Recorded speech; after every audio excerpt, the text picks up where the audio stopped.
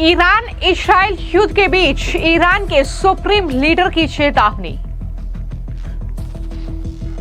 Iran surrender नहीं करेगा, ना ही थोपी गई शांति या युद्ध को स्वीकार करेगा।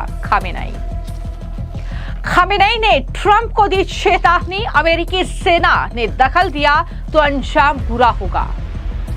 ईरान के सर्वोच्च नेता खामेनेई ने खाई कसम, इस्राइल पर नहीं दिखाएंगे दया।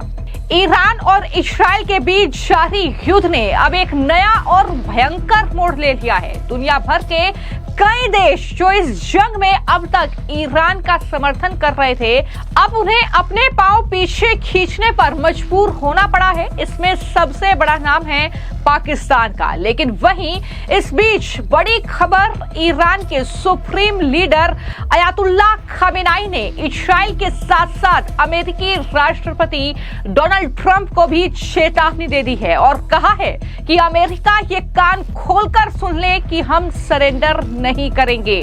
इतना ही नहीं, सुप्रीम लीडर ईरान के उन्होंने ये भी कहा कि अगर इस्राइल के खिलाफ जंग में अमेरिकी सेना ने दखल दिया तो अंजाम बुरा होगा। यानी जिस तरीके से लगातार अमेरिकी राष्ट्रपति डोनाल्ड ट्रंप इस्राइल और ईरान के युद्ध में दिलचस्पी दिखा रहे हैं, हथियार भेज रहे हैं, अपनी सेनाएं जो है यूरोप में तैनात कर रहे हैं, उन सब के बीच ईरान के सुप्रीम लीडर खामेनेई ने ये चेतावनी इस्राइल के साथ साथ अमेरिका को दी है। ये बहुत बड़ा बयान जिसमें ईरान के सर्वोच्च नेता ने ये कहा है कि ईरान आत्मसमर्पण नहीं करेगा, यानी सरेंडर वो नहीं करेगा और ना ही थोपी गई शांति या युद्ध को स्वीकार करेगा। ईरान ने इस्राइल और अमेरिका को धमकी दी है। उसने इस्राइल से ये कहा कि अगर अमेरिका युद्ध के मैदान में कूदता है तो फिर ऑल आउट वॉर होगी, यानी कोई गुंजाइश नहीं है कि कुछ भी हालात सुधरेंगे और ज्यादा भयंकर स्थिति दोनों देशों के बीच बन सकती है। ये साफ तौर पर ईरान के सुप्रीम लीडर खामेनेई की तरफ से कहा गया है और अपने एक्स हैंडल पर इस जंग का ऐलान करते हुए उन्होंने लिखा कि हैदर के नाम पर जंग शुरू होती है, हम आतंकी यहूदी शासन को कड़ा जवाब देंगे। उनके इस पोस्ट के बाद ईरान ने इस्राइल के अलग अलग शहरों पर 25 मिसाइलें दागी हैं। जवाबी हमले में इस्राइल ने भी ताबड़तोड़ हमले ईरान पर किए हैं। इसके बाद ईरान ने इस्राइल की ओर फतह मिसाइलें दागी हैं। इधर अमेरिका ने यरूशलेम में 3 दिनों के लिए अपना दूतावास बंद कर दिया है और अमेरिकी राष्ट्रपति डोनाल्ड ट्रंप ये कह रहे हैं कि हमें पता है कि खामेनेई कहां छुपा है। अब ट्रंप का अगला कदम क्या होगा और खामेनेई की इस धमकी के बाद उनकी अगला बयान क्या होगा, इस पर सबकी निगाहें टिकी हुई हैं। लेकिन ये जाहिर तौर पर स्थिति और ज्यादा भयावह और ज्यादा भयंकर होती हुई नजर आ रही है। जिस तरीके से ईरान और इजराइल दोनों ही देश एक दूसरे पर मिसाइलें दाग रहे हैं, दोनों तरफ से ये ताबड़तोड़ मिसाइलें दागी जा रही हैं, हवाई हमले हो रहे हैं, साइबर अटैक हो रहे हैं, बयानबाजी तेज हो रही है। लेकिन इस पूरे टकराव में जो बात सबसे ज्यादा चौंकाने वाली है वो ये कि जिन देशों को ईरान अपना करीबी मानता था, अब वो देश खामोश हो गए हैं और सारे देश धीरे धीरे खुद को ईरान से अब अलग कर चुके हैं। इसमें सबसे बड़ा नाम है पाकिस्तान का, जो जाहिर तौर पर दिखावे की दोस्ती जिसने की, लेकिन अब कदम पीछे खींच लिए हैं। पाकिस्तान ने शुरू में ईरान के साथ खड़े होने के संकेत दिए, लेकिन जैसे जैसे हालात गंभीर होते गए उसने अपने सभी राजनयिकों को ईरान से वापस बुला लिया है। इसके अलावा पाकिस्तान ने ईरान को किसी भी तरह के हथियार या सैन्य सामग्री देने से इनकार कर दिया है, यानी जुबानी समर्थन के अलावा कुछ नहीं है। अंदर खाने इस्लामाबाद की प्राथमिकता खुद को इस टकराव से दूर रखने की है।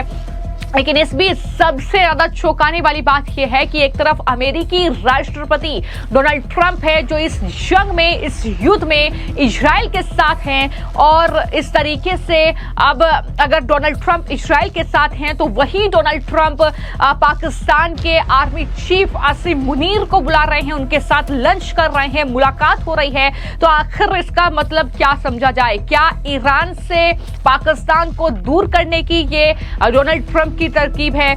इसको लेकर भी लगातार कयास लगाए जा रहे हैं। ईरान इजराइल युद्ध के बीच ये ईरान के सुप्रीम लीडर की चेतावनी, जिसमें कई बातें उनकी तरफ से कही गई हैं कि ईरान सरेंडर नहीं करेगा, ईरान ने जो जान गंवाई है वो नहीं भूलेगा। ये तमाम बातें उनकी तरफ से की गई है। थोपी गई शांति या युद्ध को ईरान स्वीकार नहीं करेगा, ये भी खमेनाई की तरफ से कहा जा रहा है। यानी ईरान के सुप्रीम लीडर की ट्रंप को चेतावनी, इजराइल को चेतावनी, और ट्रंप को चेतावनी देते हुए ये कहा है कि अगर अमेरिकी सेना ने इसमें दखल दिया इन दोनों देशों के बीच युद्ध में तो अंजाम बुरा होगा। तो इस तरीके से हम दया नहीं दिखाएंगे इजराइल पर, जिस तरीके से उसने हमले किए हैं। ये तमाम बड़ी बातें जो है उनकी तरफ से की गई है। तो कहीं ना कहीं एक भयंकर स्थिति दोनों देशों के बीच फिलहाल देखने को मिल रही है, कुछ इस तरीके से हालात। और इन सब के बीच तुर्की के राष्ट्रपति एर्दोगन ने बयान दिया है। दोनों देशों के बीच जो जंग चल रही है, उन्होंने कहा कि ईरान इजराइल के अवैध पागलपन भरे हमलों के खिलाफ अपनी रक्षा कर रहा है। रॉयटर्स की रिपोर्ट के मुताबिक उन्होंने कहा कि ईरान की आत्मरक्षा स्वाभाविक, कानूनी और वैध है। तुर्की इस विवाद को सुलझाने में अपना योगदान देने के लिए तैयार है।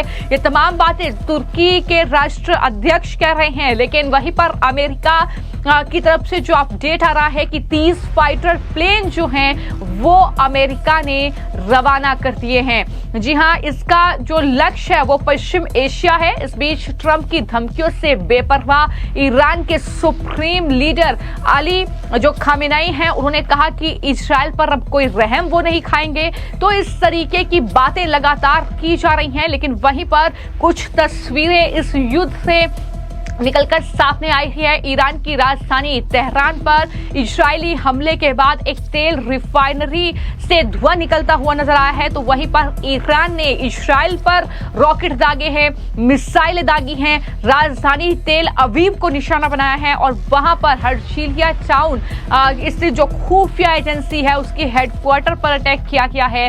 तो इस तरीके से ये फुटेज लगातार सामने आ रहे हैं और दुनिया भर के देशों से प्रतिक्रियाएं। वहीं पर इजराइल कह रहा है कि भारत उसका समर्थन करेगा, उससे पूरा भरोसा है। तो इस तरीके की प्रतिक्रियाएं हैं। लेकिन इस बीच ये बड़ा बयान जो कि ईरान के सुप्रीम लीडर की तरफ से निकलकर सामने आया है। लेकिन भारत में किस तरीके की प्रतिक्रियाएं जो हैं वो अलग अलग मौलाना दे रहे हैं, किस तरीके की प्रतिक्रियाएं आ रही हैं, क्या कुछ वो कह रहे हैं, जरा सुनिए। हिंदुस्तान की गवर्नमेंट है, ये पावरफुल है, इसको बीच में हस्तक्षेप करना चाहिए और इस जंग को फौरी तौर पर रुकवाना चाहिए। इसको 4 दिन हो चुके हैं, क्योंकि ये थर्सडे नाइट में हुआ था, मिडनाइट में।